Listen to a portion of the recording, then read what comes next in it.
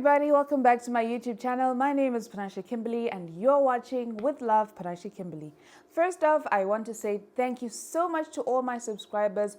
I am closer to the 8,000 mark now and I'm really grateful to everybody who's subscribing. If you're here and you haven't subscribed, please click the subscribe button and the notification bell so that you can get notifications whenever I make a new video. And to everybody who's been commenting and showing their love and support, as well as suggesting new videos that they would like me to do or new things that people would like me to talk about, I am so grateful, and please keep those comments coming. I really would like to know what you guys would like me to talk about. A lot of comments have come through about talking about my hair, talking about skin, and I feel like I would like to talk about those things. So next week, we are definitely going to be talking about my hair as well as the things that I use for my hair. But in this video today, we are going to be finishing off the mommy series, and I am going to be telling you about the things that I packed in my hospital bag and my recommendations when it comes to packing your hospital bag as a mama. So stay tuned and welcome back.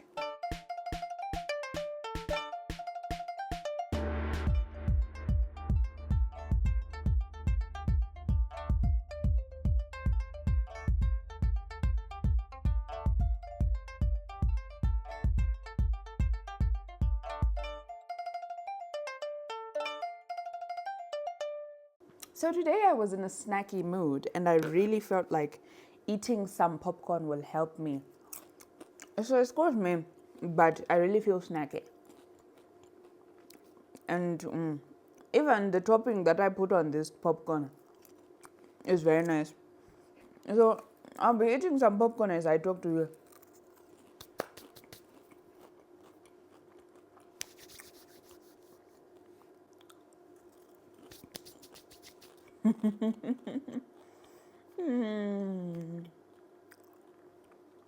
Popcorn. There's something about fresh popcorn that just gives you the right feelings. Anyway, without further ado, let's talk about what I packed in my hospital bag. Now, if I show you the type or the size of hospital bag that I packed, you will be shocked because I packed a huge duffel bag. And for me, it wasn't the only bag I packed. I packed a duffel bag this size for me, as well as a tiny other duffel for my baby. And both bags were full to the brim, like you couldn't close the zip properly. I'm kind of an overpacker. I really kind of just overpack all the time. So there's that. But also, I feel like everything that I packed in my bag worked, except for my baby clothes, because baby was in the NICU. If you haven't watched my video on the baby and the birthing experience, please hop over to the first and second videos on my birthing experience. But baby was in the NICU for about 3 days and only wore her clothes on the third day, and we left on the fourth day. So yeah, it was kind of the clothes didn't work as much as they had to, and also she didn't take baths, so some of her in fact most of her, she only took one bath in the hospital, so her cosmetic set, toiletry set, was completely untouched except for one use. So yeah, my baby bag was full, my mama's bag was full, and I feel like everything that I packed in I used. But I really want you to know that everything that you pack in your bag is directly linked to the type of birth that you want to do. So if you want a cesarean section, your bag will have slightly different things from a mama who's having a normal birth, or a mama who's going to be induced, or yeah, whatever it is. So yeah, it'll be different. And also, if you're a mama who is planning to go in labor, there are some moms who want different types of things for their labor. If you want to have a harness, if you want to use like a comfort comb, or if you're just doing breathing exercises, if you want aromatherapy, all of these things happen and are available. And if you'd like me to talk about these things please let me know in the comment section. I will help definitely with the knowledge that I have on the types of things that you can come across as a mama who's going through a normal birth. Unfortunately, I had a C-section, but I had acquired so much knowledge on the topic, and it is knowledge that I'm willing to share. So yeah, the first thing you should know is that everything that you're going to pack in your bag is directly linked to the type of birthing experience that you're going to partake in. So please take note of that. If you're already going to have an elective C-section, or if you already know and you have no complications, two different things that you're going to pack. So the first tip that I want to share with all moms, it doesn't matter if you're having a C-section or if you're having a normal birth, your hair. I feel like there's one thing about hair that will just catch you when you're in that moment of trying to deliver a baby. Whether you're lying on the theater bed and you're going on your C-section, or you're trying to push a baby out of you, either way, you are going to need your hair to be well behaved.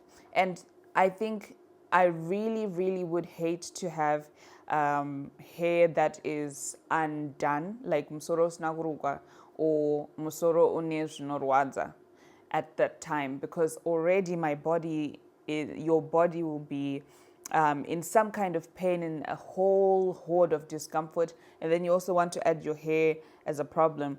I really don't think any mom would want something as unnecessary as their hairdo to give them problems. So if you have undone hair like me, you might just want to put your hair up in a bun, but you know it's going to get messy. So obviously you know that in your hospital bag you have to pack your separate comb and stuff, but in a bun.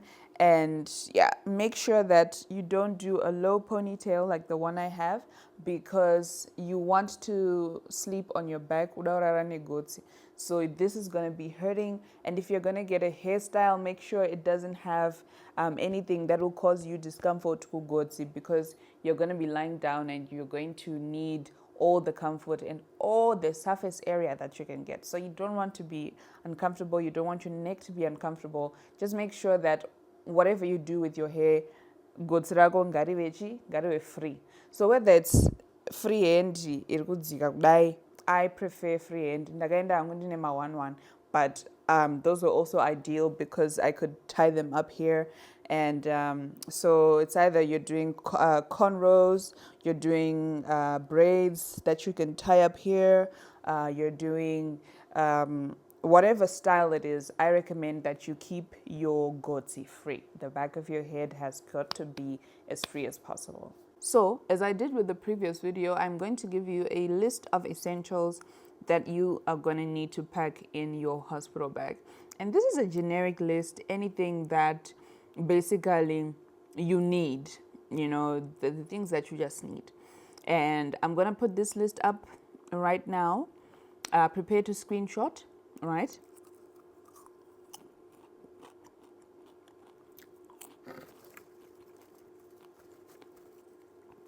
And also be aware that I am going to add a link in the description.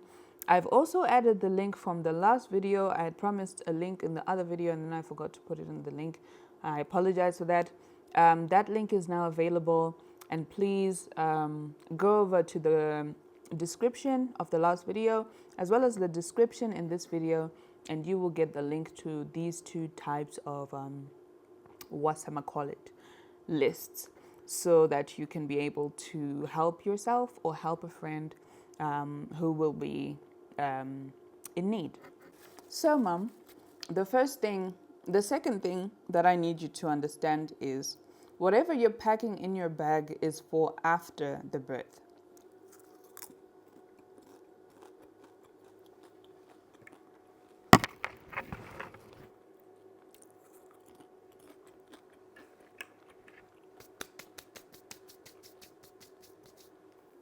%90 of everything that will be in your bag will be for after the birth. So please think ahead.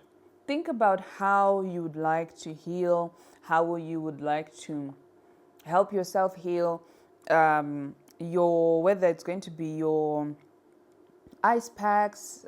There's so many products on the market like Freedom, who have ice packs that are readily available, like the ones where you just twist and then it gets cold and then you can put an ice pack.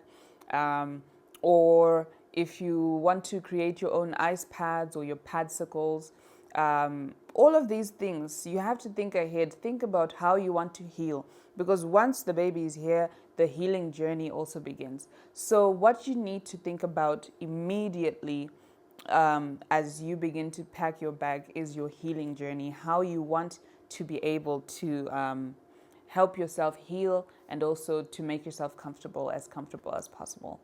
So from the list that I gave you earlier, I want to pick on something that I feel like every mom or every expecting mom should know before they go to the labor and delivery room, and that is pads versus cotton wool. To be honest, this is a matter of preference. Every mom has a preference. Every mom has something that they feel is best for them. However, I need you to understand that there are variations, and sometimes taking both will help you more than you might actually realize. So I had initially packed pads, and these pads were Carrywell. I had also gotten coulkd pads, and to be honest, if I am going to make an honest review, I love the Carrywell brand. It has a lot of things that people recommend and things that I personally would recommend for moms to get for themselves. But their pads, I didn't like them for one simple reason. They don't stick to your underwear, or at least the ones that I got didn't stick to the underwear. So I didn't like them. But the coulkd pads, the coulkd maternity pads, they've got that little glue, those little lines of glue. And I felt like that was great because I like for my pad to stick in place. However, I actually didn't use my pads as much as I thought I would. I actually started using my pads after like a week. The first week, I found myself gravitating toward cotton wool, for the simple reason that cotton wool is extremely comfortable. I don't know what it is about cotton wool. It just doesn't, I don't know how to explain the feeling. And I've realized that nurses also prefer cotton wool over pads. They encouraged me to use cotton wool, and I was skeptical at first. I was like, guys, modern chances cotton wool and what, that was my mentality until I actually used it. And I don't know, it just felt better than using pads. So, like I said, it comes down to a matter of preference, but pros and cons. Pads can be a bit uncomfortable if you're using a brand like Carrywell, or even if you're using my local brands, Ana Eva, Ana Maternity Mom, or whatever. The ones I know gadzirwa nejira and ane cotton inside, ane tutambo. So if you've ever seen them, it doesn't matter what brand you're using. But then pads can be slightly uncomfortable, and I feel like that discomfort does not exist when it comes to cotton wool. Cotton wool is just extremely comfortable, and you can make it as big as you want, you can make it as small as you want. It's really up to you. Pads are absorbent, but then obviously they have a limit, and I feel like pads are quicker to fill up than cotton wool. Cotton wool is absorbent and it seems to absorb a lot, and then you get the gist. I'm not going to get too deep into that, but I feel like cotton wool, and also you can create the level of absorbance. You can create your own, you can customize a pad with cotton wool as compared to whatever is there ma actual maternity pads. And then also maternity pads sometimes benda, the common struggle with pads. You actually don't come across that struggle with cotton wool, because cotton wool is just there. It's just constantly there. It doesn't move, doesn't shake, doesn't do anything, doesn't budge. So but then I think for me, what I didn't like about cotton wool is that it's sticky.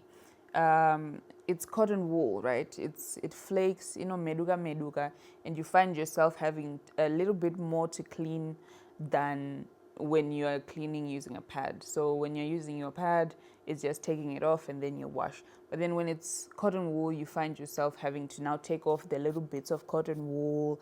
And yeah, that's what I didn't like about cotton wool. It's sticky and it gives you that little extra drama when it comes to cleaning up. But other than that, I highly advise you to take both. Take a very well-known brand. Don't take cotton wool yekungosangana nayo awusati wamboona just because it's the cheaper brand. You'll regret that. Take a well-known cotton wool brand. A 500 grams or a kg of cotton wool is not very expensive. Invest in it and also invest in your pads on the side, and you will not regret it, I promise you. Moving on to another issue that I feel like you should be careful of when you're packing your bag or when you're selecting an item is the shoes, the house shoes, the slippers that you're going to be wearing when you are in the hospital. You need the type of slippers that you just slip in and out of. You also need to be very forward you need to conserve space in your bag. So what I did was I bought Crocs. Crocs, you basically just leg in, leg out, number one. Number two, they're also warm. In hospitals, it tends to get cold. You don't want to be walking around the hospital ward or going to see your baby in the NICU or going to the bathroom with at the risk of getting cold feet. Or slippers my socks. You know how what happens with that. So I preferred my Crocs because you just slip in, slip out, and also they are covered, so they are warm. I would also recommend my slip-on push. I'm not really into my slippers. And also be careful with the shoes that you buy because our schools you don't want to kutsvedza. Uchenjere kutsvedza. My hospital floors are extremely slippery. So whatever shoes you're buying or whatever slippers you're buying, just make sure or any some sort of grip. Just get yourself my slippers are reliable. Usangotora nje my slippers because unomdona bathroom where ukauya ukasimudzwa kana kuti ukadhaura mastitch, we don't want that trauma. Or at least this is my anxiety speaking. I just feel like it's very easy to fall in the hospital bathroom. So you need to be careful with the shoes that you're wearing and the slippers that you buy. Okay? You just need to be. And then also you don't want to be getting the type of shoes that will make you bend over because you're not allowed to bend over, especially after you've had a C-section. You can't bend over immediately after a C-section and for actually a while after a C-section. I'm not sure about normal birth, but you don't want to be in a position where you're trying to put on shoes and you have to bend over or strain. So make sure that the shoes or the slippers that you buy are extremely easy to wear. My Crocs, I could bath with them. I could basically do all the rounds that I needed to do in these Crocs, and I feel like those were the best option I could have ever bought. So yeah, that's another thing. A popcorn. Look at this bowl full of popcorn. I just can't. Ndaja, but feel something. Something out. I'm not sure if this is normal. This might be a symptom of something. I really don't want to get into it. But moving on. And I feel like this is a very, very sensitive topic. Or something that is easily forgotten, it depends on the situation. But pack an extra little nighty dress or two. Pack 1 or 2 extra nighty dresses. And you know that, and I'm saying this because your lochia, it's called lochia, will be quite a considerable amount. It will be quite heavy, heavier than your usual menses. So it is quite easy for you to have an accident. And you don't want to be walking around the hospital with an accident stained clothing or nighty dress. So be muskana karongeka, be maiva karongeka, and pack maybe 1 or 2 extra night dresses just in case you have an accident. And if you don't have an accident, it's still fine. You know, baby could throw up on you or anything could happen. That's all I'm saying. Pack an extra 1 or 2 dresses. And also, when you are packing your going home outfit, make sure it is as loose and as breathable as possible. You don't want to wear clothing that is tight or clothing that requires you to use a lot of energy to put on. So if you have that dress that is like a t-shirt dress, just take that one, put that one, use that one as your going home outfit. You don't want to be putting on too much effort in putting on your clothes when you're in that state. And one more thing for the mamas, for the girlies, buy extra large underwear. Extra large. Or buy maternity briefs.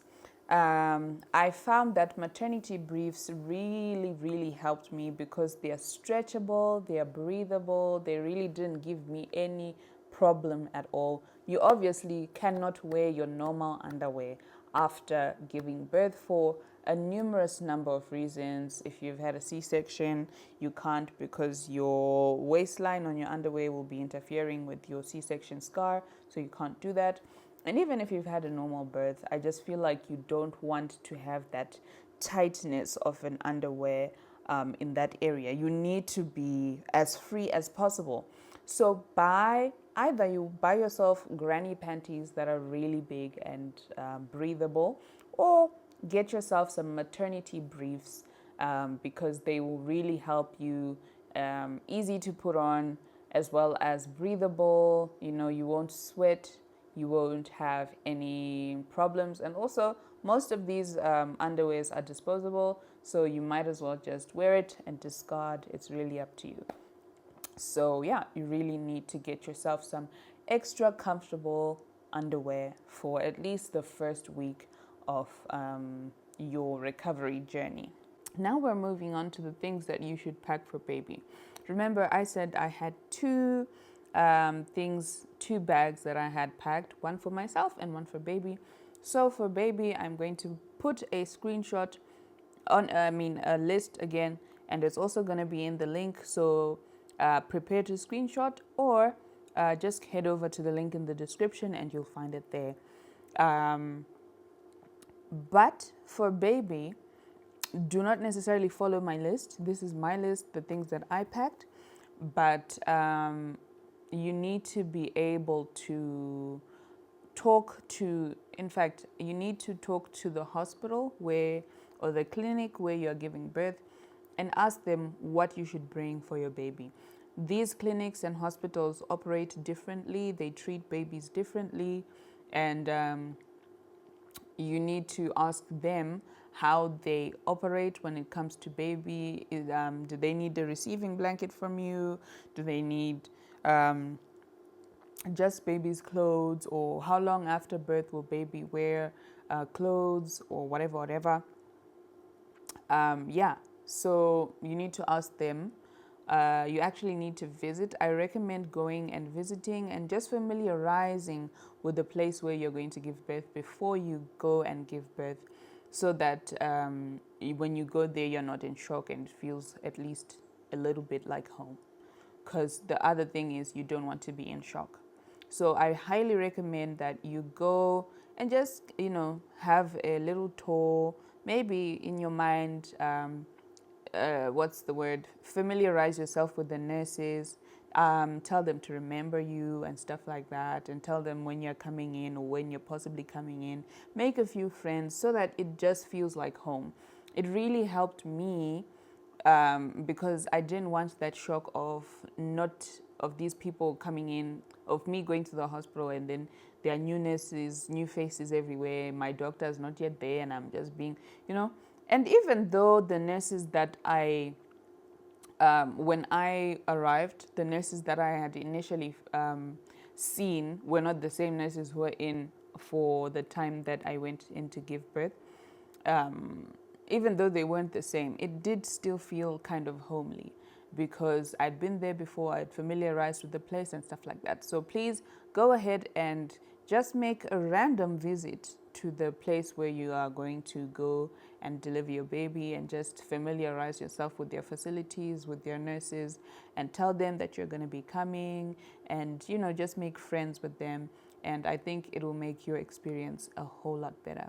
So yeah, while you're there, ask them what to bring and what to pack for baby, and how they treat the baby, or what they do with the baby after you have successfully birthed the baby. In my case, my baby had her little outfit packed on the side. So what I decided to do was, I had this picture in my mind of the very first outfit that I wanted my baby to wear when I first met them, or when they were first brought to me. And and then I even found a nice little outfit that I just felt like, oh, this would be nice, as baby's first outfit. So that's what I did. I packed baby's first outfit separately, and I told my husband, this is baby's first outfit. It was labeled, I put it in a plastic bag, a Ziploc bag, and I labeled it baby's first outfit. So there was baby's first pamper, baby's first receiving blanket, baby's first hat, mittens, socks, everything. This is just me being extra, honestly. But this is what I did. I just put baby stuff, first outfit, in a separate little bag on top of everything else in baby's bag, to ensure that when it was time for baby to wear her clothes, this was the first outfit. And honestly, that was the first outfit she wore, and I was so happy about that. But then that's just me being sentimental. You can do what I did, or you can just really ignore that, because that's a whole different issue. Like, it's kind of over the top.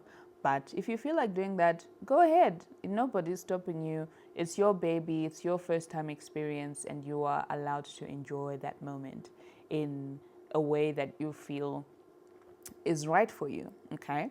So that's what I did. I packed baby's outfit on top of everything else, and I told everybody that's baby's first outfit. So yeah.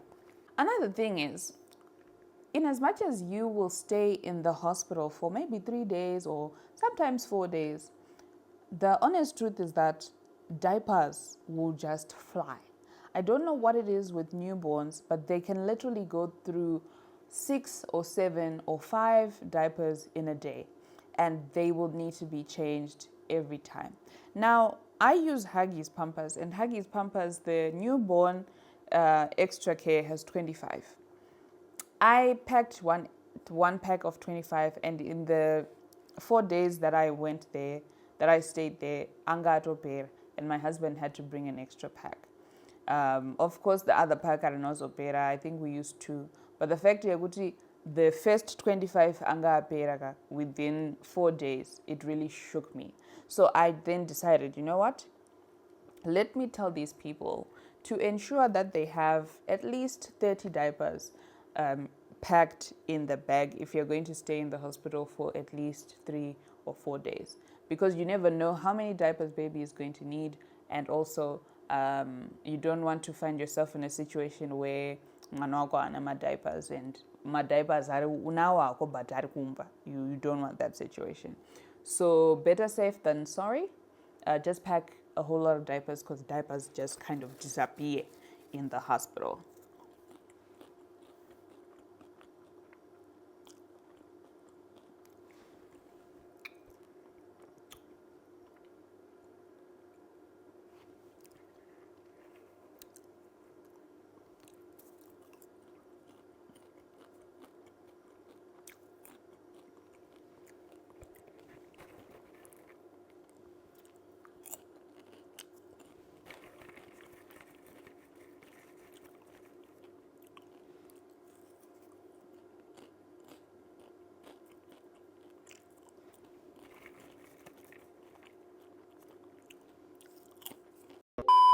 The last tip that I'd like to share with you is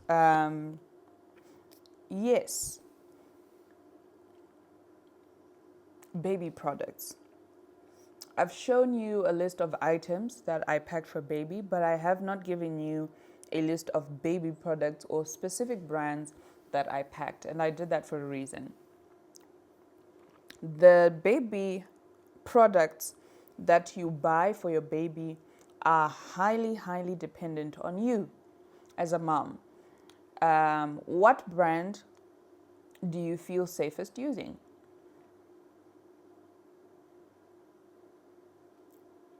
The problem with popcorn is that it also takes away your confidence, because you might end up with that stuck popcorn. But anyway, the brand that you choose is entirely up to you, because that is the brand you feel safest with. Some people no longer like Johnson's & Johnson's. For the longest time before I had a baby, I envisioned myself getting the whole line of Johnson's baby products and just my baby being a Johnson's baby. But my baby wasn't a Johnson's baby, because at the time when I fell pregnant and I started doing my research, I was taught a whole lot of stuff about Johnson & Johnson's, and then I ended up not buying it. And then my baby ended up being a Bennett's baby in the beginning, but then she reacted to Bennett's, and then we moved over to Epimax, and now that's where we are. But I don't like Epimax. I feel like it's overhyped, and to be honest, it isn't helping. So I'm about to move to another brand, and honestly speaking, every baby is different. It's like colic. Colic, some people use Infocol, some people use Telemint, some people use Moduenyoni. It's really dependent on you and your baby and which products you feel safe using, as well as which products are best for your baby. So it's usually trial and error. It's going to be trial and error, and you need to be really careful. Just make sure that you don't buy products that have allergens.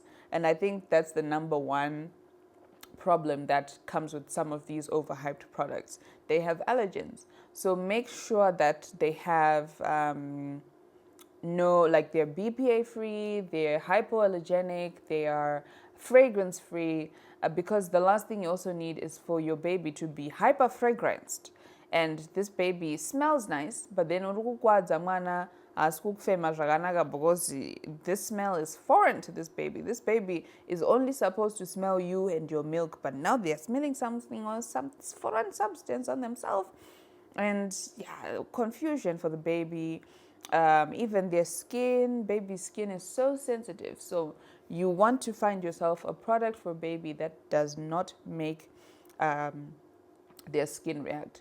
But one thing anybody will swear by is Aqueous cream. Aqueous cream, chiwororo. So if anything else fails, if all else fails, if any other brand fails, Aqueous cream will not fail you. However, again, there are lots of other things that people say about Aqueous cream. So you're watching this and you might be thinking, oh, but Aqueous cream is there. Yes. But for some people, Aqueous cream chiwororo haina zvainotadza, haina zvaisingakwanisi kuita, ende ndoyega Aqueous cream chibaba. So it really depends on you, your beliefs, and what medical advice you'd like to take when it comes to dermatology in terms of your baby. And yeah, to be honest, saamai or sababa.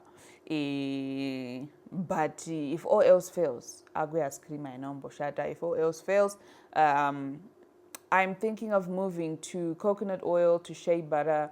I've been doing my research. I'll tell you about it, whether it really works or not. But that's what I'm thinking about doing, and trying to see whether I can get a brand that has those things, because I know those things, once you get actual organic shea butter, coconut oil, they won't fail you because they're natural ingredients. It's now up to whether the baby will react to them or not. That's the route I'm about to take. So it really depends from mom to mom and baby to baby. But yes, I didn't tell you which products to use because it's entirely up to you and which products you feel safe in. Whew. So yeah, this has been the video of what I packed in my hospital bag, and I do hope that you enjoyed every second of it.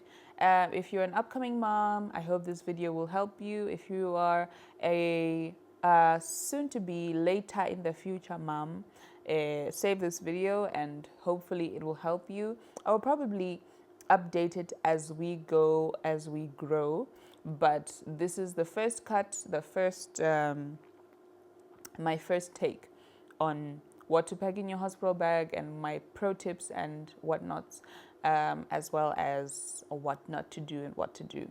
And yes, if you're new to this channel, please like, subscribe, comment, share. And if you have any suggestions that you'd like me to listen to or take heed to, or things that you'd like me to do or talk about, I am open to the idea, and I will see if I have any information on whatever you'd like me to talk about, and I will talk about it. And yes, until next video, next Friday, I'm going to be talking about my hair and products that I use for my hair. That is a very frequently asked question that I feel like I should answer now.